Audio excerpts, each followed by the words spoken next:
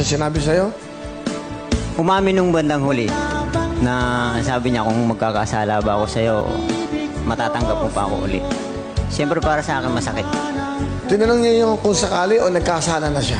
Yun ang tanong ko. Sabi ko, bakit nagkasala ka na ba? Sabi niya, hindi na siya sumagot. Tapos yun na, yung umamin na siya na may karelasyon na siya. Hanggang sa pag-uwi rito, sinama sa bahay. Ha? Ano? Sinama pa sa bahay niyo? Opo. Pilipino?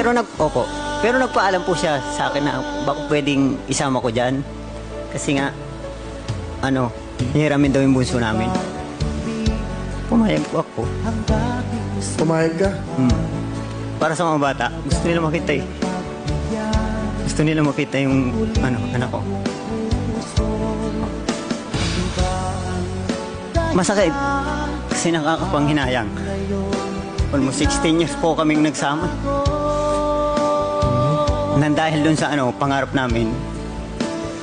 Bakit mo siya pinayagan kasi mag-abroad?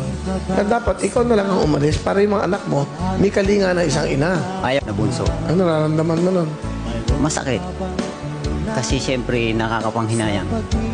Sobrang nangihinayang. Kahit hanggang ngayon. Pero unti-unti nang Pero ngayon ba may asawa ka? Wala po.